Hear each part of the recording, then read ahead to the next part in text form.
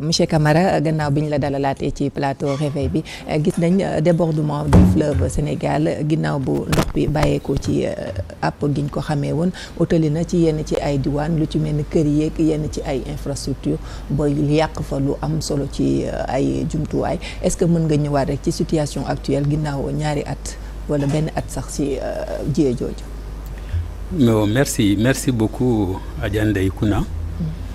wax naa la suma wolof yi c'est si vous voulez damay wax soo ñëwee français mais quelques français d'abord damay gërëm chef de l'État parce que daaw à ce mois d'octobre ñëw na ba commune de Badou ministre de l'hydraulique et de l'assainissement ñëw na de l'intérieur ñëw na pourquoi parce que inondation 2024 était très catastrophique.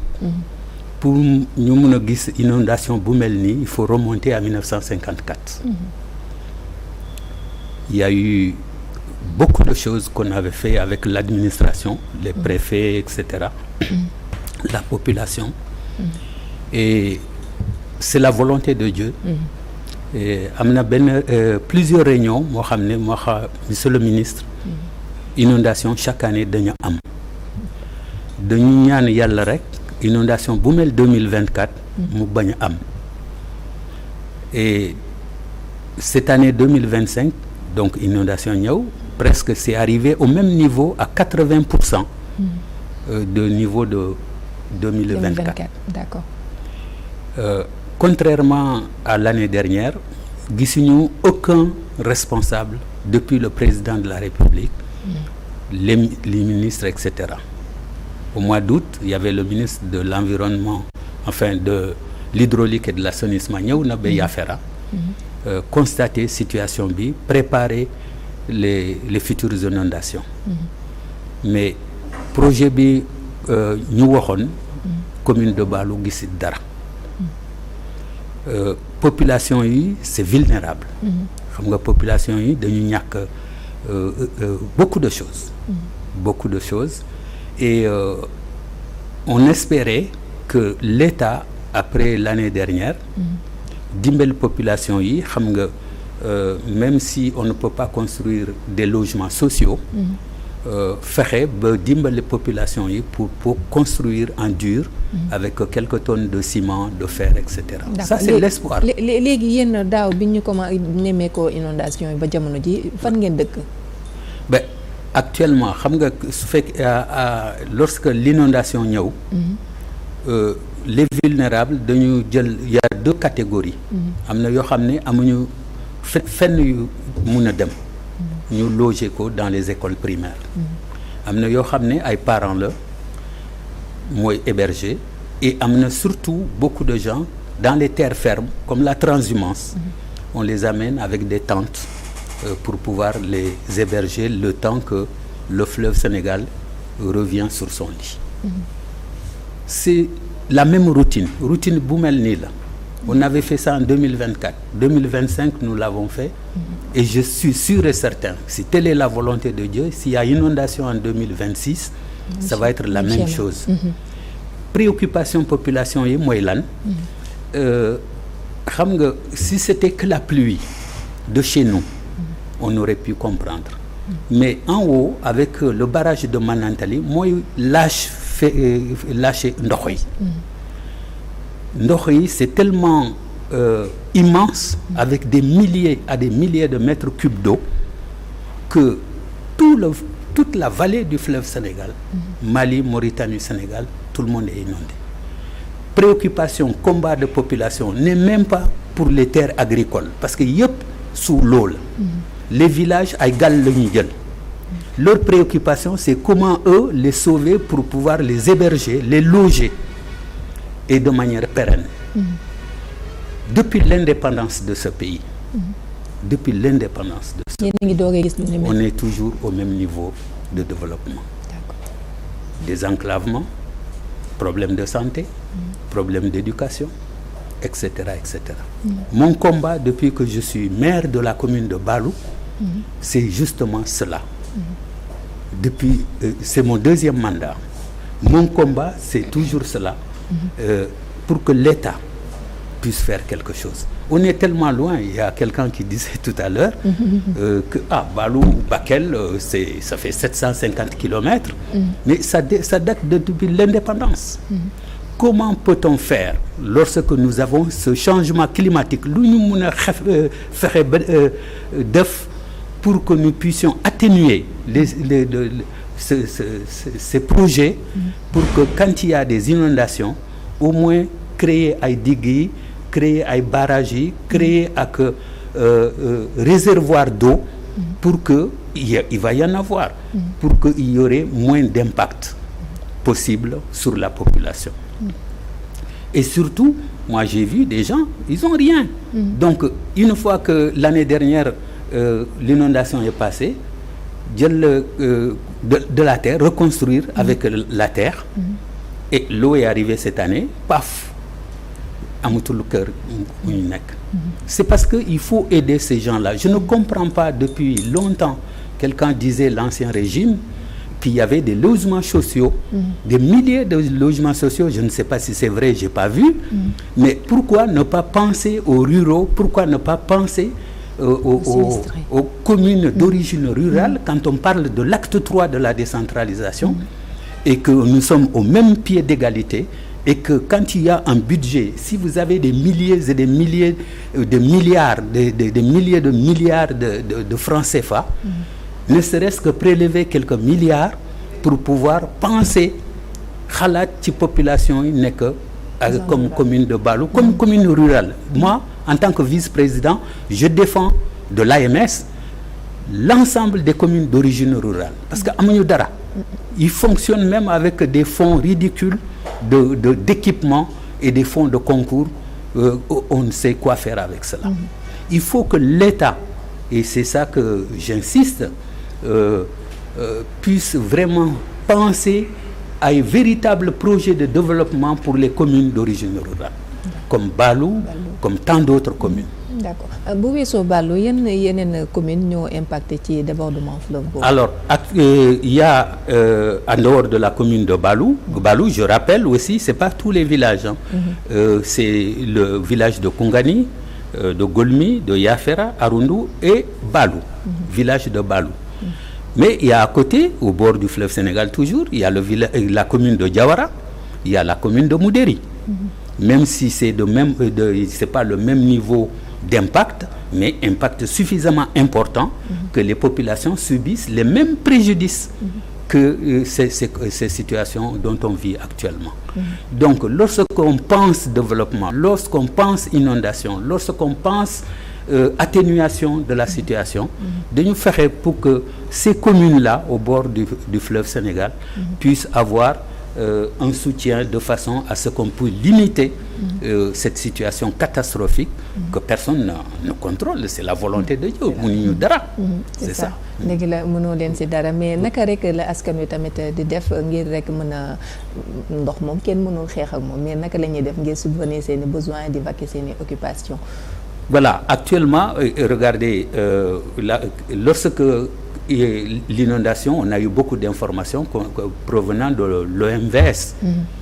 Population, oui, ont pris des précautions pour pouvoir récupérer certaines affaires. Je vous ai montré des images aussi de Koungani où la population elle est en haut. Et qu'on est pris en autarcie. C'est-à-dire, moi, quand je suis venu pour faire sillonner ces villages dont j'ai parlé, j'étais équipé par la Banque mondiale d'une pirogue ambulance qui me permet d'aller constater sur place la situation. Parce que nous me concevoir que quelqu'un dise à que WhatsApp, à que ceci, cela, envoyer des images, etc. Le maire de la commune, en personne, est parti pour voir constater la population. Nous vivons en autarcie de cela. Pendant ce temps, cette pirogue motorisée a sauvé des vies. Il y a deux femmes qu'on a sauvées de manière urgente, qui sont décédées d'ailleurs. Il y en a une avant d'arriver à Bakel, et il y en a une avant d'arriver ici à Dakar. Sinon, les autres, on les a sauvées. Et ça, c'est extrêmement important. Et on n'a jamais eu ça. Pour la première fois cette année, avec le PRDC, qui nous a doté, avec le financement de la Banque mondiale, de pirogues motorisées. Et je disais aux responsables, au ministre de la Famille, au coordinateur du PRDC, M. Diédiou, qu'on pensait que pirogue ambulancier, c'était réservé aux populations de la commune de Balou, mais c'est devenu même international parce que sous nos collègues de Mauritanie en face, on a sauvé des vies. Ils ont traversé le fleuve, ñëw jël suñu pirogue ambulance, évacué ko vers Bakel. Ça, c'est extraordinaire. c'est extraordinaire kay. Mais naka la impact yi boo ci ñëwaatee parce que am na yenn tool yoo xamante ni ndox mi nangu na ko mais am na yeneen impact yoo xamante ni jur na ko. Alors, j'ai pas maîtrisé moi bien la question. Les champs. L'impact sur la communauté. Oui. Il y a déjà des champs qui ont été impactés par les inondations. Oui. Alors, tool yi wax naa la. Nous on parle même pas de ça. Tool yi yëpp ci Koungheul, Golmi, Yafera, Arundu, Balou, c'est inondé. On sauve la personne d'abord. Et puis il y a d'autres champs qui sont dans les Djeri, que la commune de Balou, tel que quand vous ayez le village de Gangala, le village de Sebou, le village de Debouhoulé et de Ndjimbe, pour ceux qui connaissent, sont tous inondés. J'ai envoyé aussi des images avec des migrants qui ont investi leur fortune. Et que malheureusement, ils ont tout perdu ou perdu au moins 80 à 90%. Ça veut dire quoi? Ça veut dire que la préoccupation majeure, c'est d'abord l'humain. Bon, la preuve, on a tout perdu, c'est vrai. Le fleuve retrouve son lit. On va commencer léegi à culture de décrue. Culture de décrue, peut-être nous sauver pour éviter la famine. Parce que l'État peut amener des sacs de riz, du sucre, etc. Tout ça, mais c'est pas ça le véritable soutien qui permet à la population de pouvoir faire les soudures entre les cultures, que ce soit les cultures au niveau pluvial et les cultures au niveau de décrue. Donc, comme Dao, on a beaucoup d'espérance parce que, comme par hasard, Dao, culture de décrue, m'ont complété l'ensemble des cultures pour éviter la famine. Pirogue bi moo nekk nii ñuy. Voilà, pirogue de la commune de Balou. C'est le maire qui est là pour pouvoir faire ça. C'était ce mois-là, avec les inondations qu'on avait fait. Vous avez cette famille-là que vous voyez de Koungani. Ils ont mis même les matelas, tout ça là, ils les ont mis en haut. En bas, il y a de l'eau. Et j'avais dit au ministre même de nous aider en motopompe. On a eu une dizaine, c'est nécessaire, mais c'est pas suffisant. Et c'est ça qui est extrêmement important aussi pour cela. Jamono ji nemmeeku nañ aussi ubbite école xale yi ndongo yi ndax commencé. Voilà, et ça malheureusement wax naa ko daaw commune de Balou, tous les élèves de la commune de Balou pour ces villages impactés n'ont pas eu la chance d'aller à l'école le jour J. Cette année bis repetita. Tu vois, Ubitei Djangetei, Warnalen, que ce n'est pas pour la commune de Balou, encore pour l'année 2025. Maintenant, donc, les autorités et puis l'ensemble de l'administration pour qu'on puisse éviter, parce que Warnalen, chaque année, il va y avoir des inondations. Quelle est l'ampleur? Ça dépend de la volonté de Dieu, mais qu'on puisse faire en sorte que sécuriser les rentrées scolaires, l'école, la santé, etc. njiitu réew mi ci jamonoy inondation 2024 bi mu fa demee xamle woon nañ dañuy am enveloppe bu 8 milliards bu ñuy dégager ngir jàppale ñi nga xamante ni ñoo loru yéen lan ngeen yëkk ci information ci koppar googule. Xam nga 8 milliards yi à chaque fois su ma demee ci réunion yi dañu poser la même question. damay def ni comme en Europe dañu wax serpent de mer xam nga serpent de mer yi da ngay gis tête yi rek mais lu ci des c'est toujours tête. Tu comprends? Et effectivement, il y a eu cette promesse. Et moi, on ne m'a pas expliqué, mais je pense que ces 8 milliards-là, ce n'est pas que pour la commune de Balou. Parce que les départements impactés, je le dis tout le temps en tant que responsable, c'est probablement et possiblement le département de Bakel, le département de Podor et le département de Matam. Et même si vous divisez par ces 3 départements, tout le monde reconnaît que la commune de Balou m'a impacté de cette situation. mais 2024-2025 ba tey et c'est pour ça que quand j'avais entendu qu'on avait envoyé un soutien pour la construction ou un soutien pour démunis yi ma ne du ma wax contraire mais moi en tant qu'élu maire de la commune de Balou aucun sinistré de ma commune ñëw gis maire yi nga ne monsieur le maire jot naa nangam par Wave ou par Orange Money moo tax c'est ça qui a fait le bruit. Il y a certains qui disent qu'on a démenti le ministre. Non, moi j'ai pas dit que le ministre n'a pas fait. Ma ne suma bopp gisuma dara. Et aucun sinistré ñëw gis maire yi nee na c'est ça que j'ai reçu ci Orange Money yi wala Wave yi. C'est ça qui est important. Donc on attend l'appel bu ma waxee c'est que l'État ñëw dimbali population yi sinistré yi pour que ñu mun a tabax ay bâtiments en dur, en ciment, en fer, etc. C'est ça, toute la population qui écoute le maire aujourd'hui, ici, n'attend que cela. Aidez-nous pour que nous puissions construire. Il y a des experts qui m'ont dit, vous êtes sur des endroits inondables. Oui, on est dans des endroits inondables. Parce qu'on était parti il y a 20 ans, 50 ans, il n'y en avait pas. Mais maintenant qu'on sait que les changements climatiques, c'est cyclique, tu comprends? Donc, il faudrait faire en sorte, même s'il faut déménager un certain nombre de sinistrés, même les villages s'il le faut, mais il faut que l'État fasse quelque chose, sachant que, sous une référence, c'est que depuis l'indépendance de ce pays, la commune de Balou est toujours au même niveau de sous-développement qu'on peut dire par rapport à l'ensemble des populations. C'est comme ça que je dis à un des collègues maires, je dis les difficultés, les investissements financiers à milliards qu'on investisse à Touba, c'est la même chose qu'on devait investir à Balou.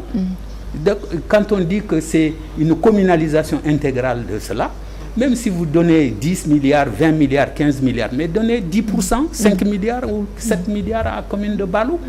On ne donne pas de données, il faut les construire, il faut investir, il faut désenclaver, il faut donner des ambulances, il faut donner, etc. etc. Sénégalais yëpp a yam sax yaakaar naa ci képp koo xamante ne mu ngi ci difficulté war nañoo xool solution mais bu weesu dund gi ak ay matelas yi nga xamante ne nguur gi mi ngi leen koy yónnee est-ce que am na yeneen yoo xamante ne quelque chose de concret yoo xamante ne mi ngi koy def foofu sur le terrain? Ben, écoutez, comme je le dis, cette année, moi, de me diahal quoi. 2024, j'ai vu toutes les autorités. 2025, de même ampleur à 80%, j'ai dit, lu xew ci gouvernement yi qui ne sont pas venus sur le terrain, qui n'est pas venu voir la population et qui est venu, demain, le ministre de la Famille doit venir avec quelques riz, quelques sucres, quelques huiles, voilà, avec quelques monnaies pour pouvoir le faire. Je dis c'est très bien, mieux vaut tard que jamais. Mieux vaut tard que jamais, mais la situation elle est telle que à la rigueur sax soxlawuñu riz, huile, sucre.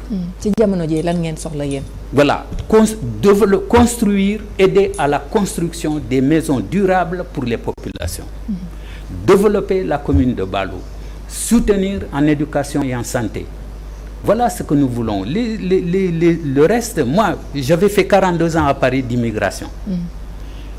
Nous construisons des écoles et on demande à l'État de nous donner des enseignants. Tout le monde peut vérifier. Nous construisons des postes de santé. On demande à l'État de nous donner des ICP, infirmiers, chefs de poste. Nous construisons et on demande des services. Mais l'État ne construit pas, l'État ne soutient pas, l'État ne développe pas. Mais il faudrait qu'avec l'acte 3, bientôt l'acte 4 qui va venir, qu'on a peut-être un peu d'espoir pour qu'on puisse être au même niveau. J'ai rencontré les autorités, le ministre, mon patron, le ministre des collectivités territoriales, tout ça. Il est en train de réfléchir, il nous a associés, l'association des maires, dont je suis le vice-président pour la région de Tamba, le ministre de l'Éducation nationale, comme l'éducation nationale, vous êtes de l'ancienne région du Sénégal oriental, moi Tamba, Kédougou. Vous savez que la région de Tamba, c'est le parent pauvre du Sénégal en matière de développement des cultures, etc. Tout ça.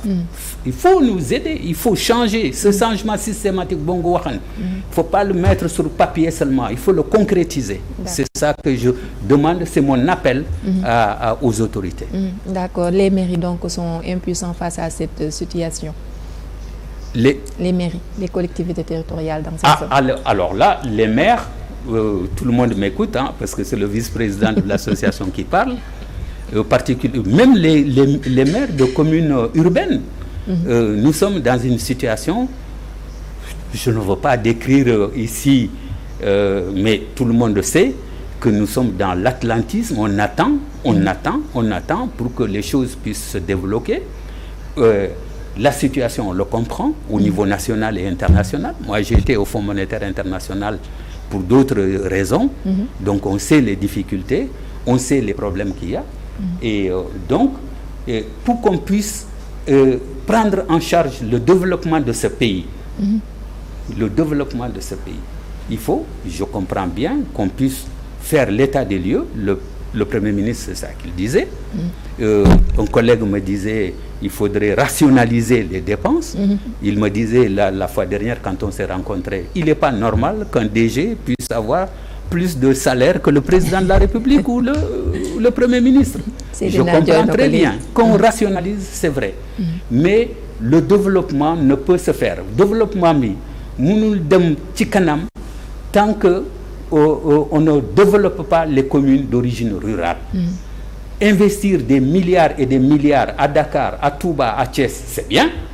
Mais investir des milliards et des milliards dans les communes d'origine rurale, quand on sait que les 558 communes du Sénégal, les 380 communes sont d'origine rurale.